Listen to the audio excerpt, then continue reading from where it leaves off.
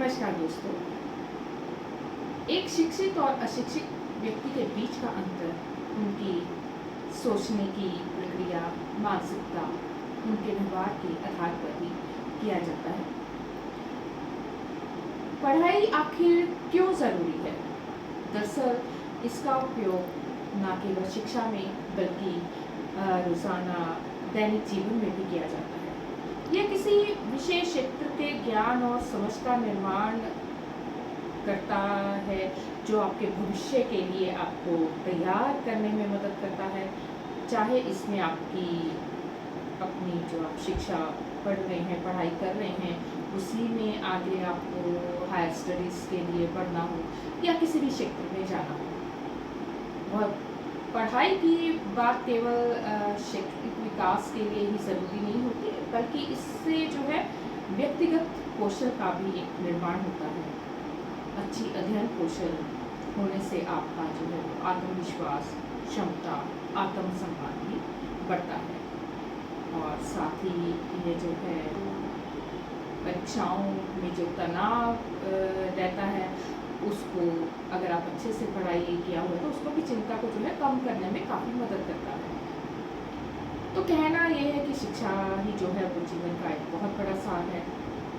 शिक्षा जो पढ़ाई है वो स्त्री और जो पुरुष हैं, लड़का लड़की दोनों के लिए समान रूप से ज़रूरी है, क्योंकि स्वस्थ और शिक्षित समाज का निर्माण तो दोनों मिलकर ही करते हैं।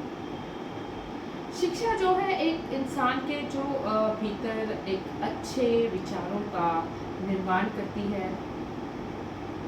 बेहतर समाज के निर्माण में जो है पढ़ा लिखा नागरिक जो है वो अच्छी महत्वपूर्ण भूमिका निभाता है। इंसानों में क्योंकि सोचने की शक्ति होती है, इसलिए वो सभी में श्रेष्ठ माना गया है।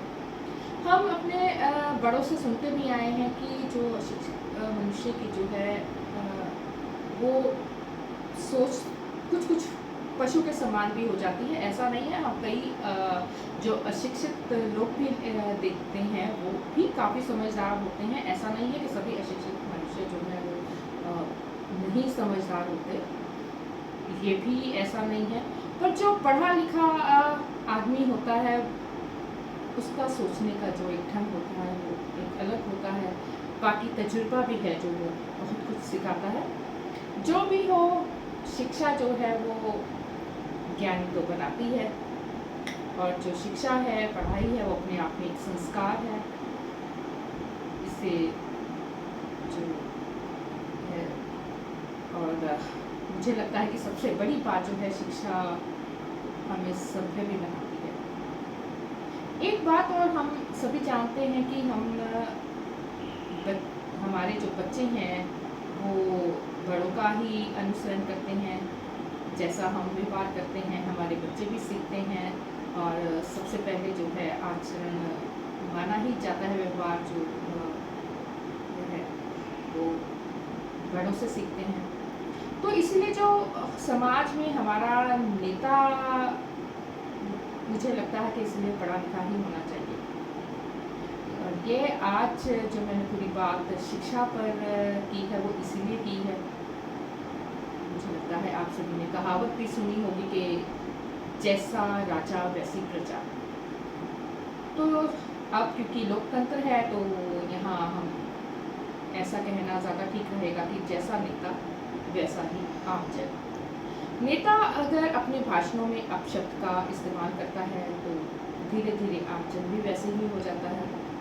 पिछले 10 सालों में पढ़ाई की क्या अहमियत रह गई थी, यह भी सभी के सामने है।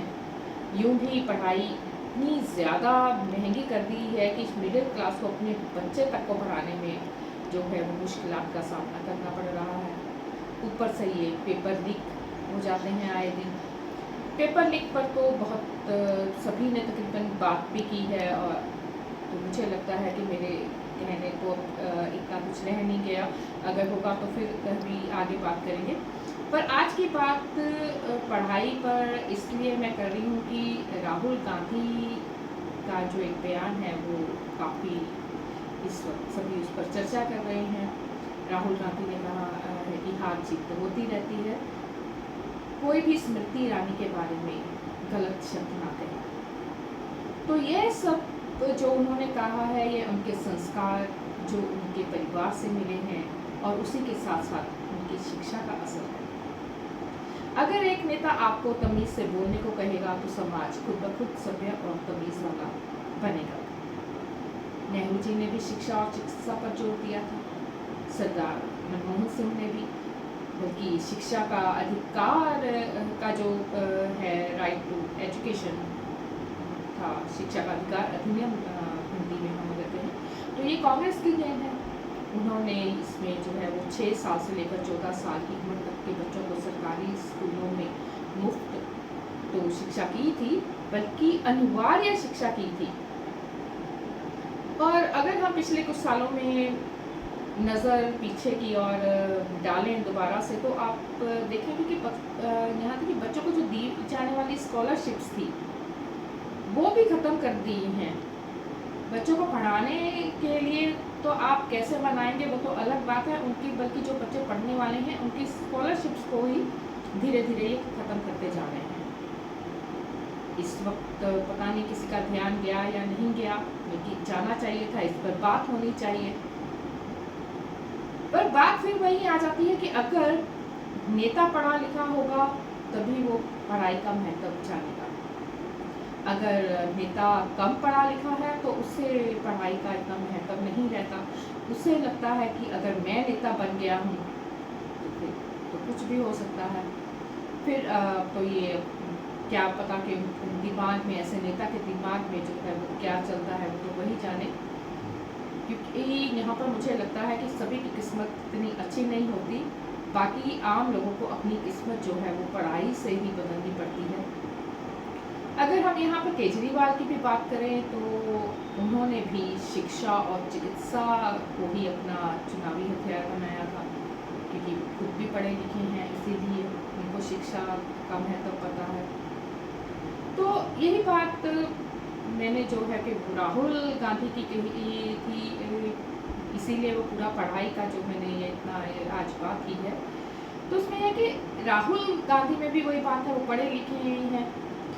देखा जाए तो कांग्रेस के तकरीबन सभी नेता ही पढ़े लिखे हैं। आप कहीं के भी जहाँ जहाँ भी कांग्रेस के मुख्यमंत्री हैं आप देख लीजिए, वो सारे पढ़े लिखे हैं।